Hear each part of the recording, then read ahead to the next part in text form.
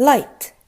Your eyes detect visible light, which is only a limited part of the electromagnetic spectrum, with a range of frequency of 10 to the power 14 to 10 to the power 15, and wavelength 10 to the power minus 6 to 10 to the power minus 7, and to be exact, between 350 nanometers and 650 nanometers.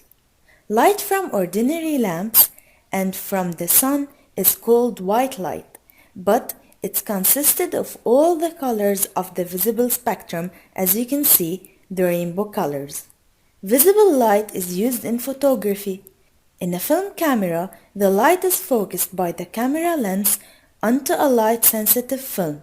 The film then needs to be developed to see the image of the objects that were photographed.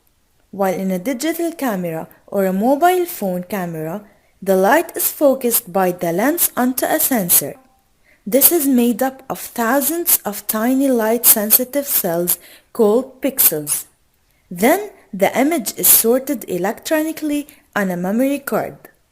In addition to photography, optical fibers, which are used in communication systems to transmit signals carried by light or infrared radiation. They are very tiny glass fibers, so the light rays can't escape from the fiber, and when they reach the surface of the fiber, they are reflected back to it.